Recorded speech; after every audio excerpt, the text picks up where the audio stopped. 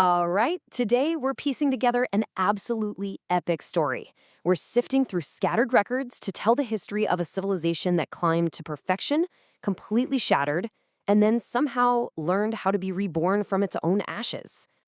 And this one idea from a leader named Siddhar Gandanja is really the key to the whole thing. It's the philosophy of a people who found their greatest wisdom not in their success, but in an absolute world-ending catastrophe. So let's trace this incredible cycle. We're talking creation, destruction, and then renewal. And we're going to start where every story does, at a new beginning.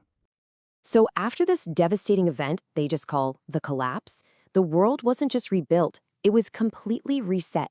And get this, the very first law wasn't written down in some book. No, it was broadcast as a pure, resonant tone that literally recalibrated reality itself. This new order, they called it the Concordat, was founded on a simple but totally radical idea.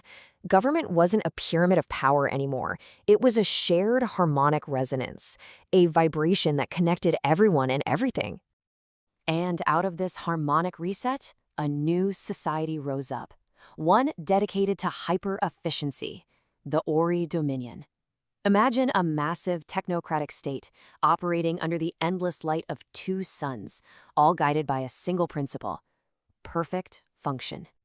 What's so interesting is how their politics just completely reflected this obsession.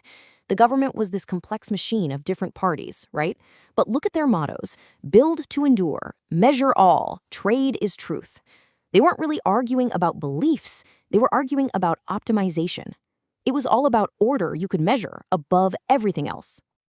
In this relentless chase for perfect function, it hit its peak with something called the Plates and Gates Act. This law basically absorbed almost the entire private economy. We're talking a staggering 94% of all industry. Everything from your phone manufacturer to your local supermarket, it all became part of the state. But here's the thing about a system that's so rigid, it's also incredibly brittle. The pressure from different ideologies, different ideas about how reality itself should work, it finally ignited a conflict unlike anything in history.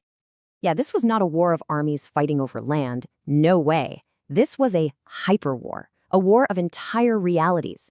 You had these hyperstates fighting with things like economic attacks, neural propaganda, and even weapons that could literally fold and rewrite time. And it all came to a head in the Resonant War.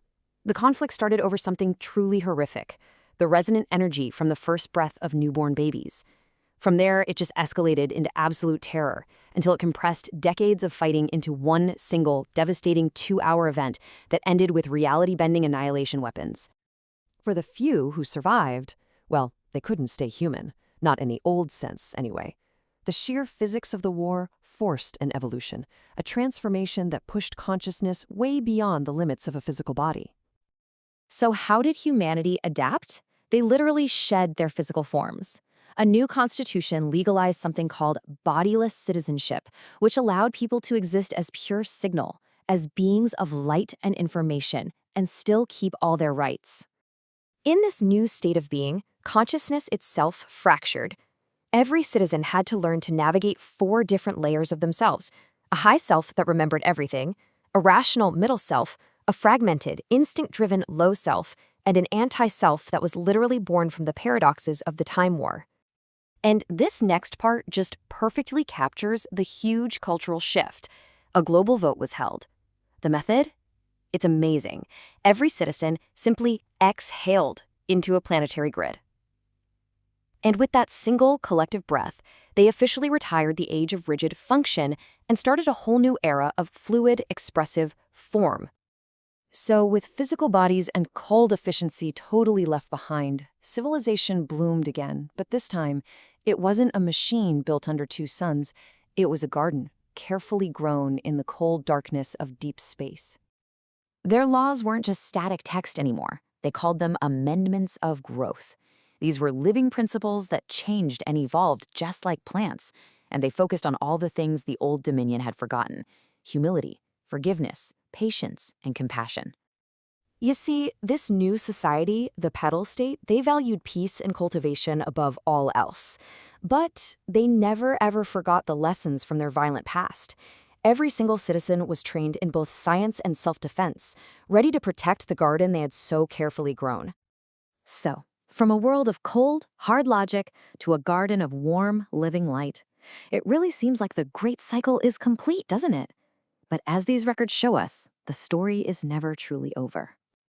This whole journey from function back to form leaves us with a really provocative question. After a civilization has perfected reason, and then it's perfected grace, what in the world could possibly be the next turn of the wheel? The archives only give us one tiny, cryptic hint, a single coordinate on a cosmic chessboard, an offered move in the great game, and it's labeled simply A1, kindness ignition. Maybe, just maybe, the next cycle isn't a reaction to the last one, but something completely new.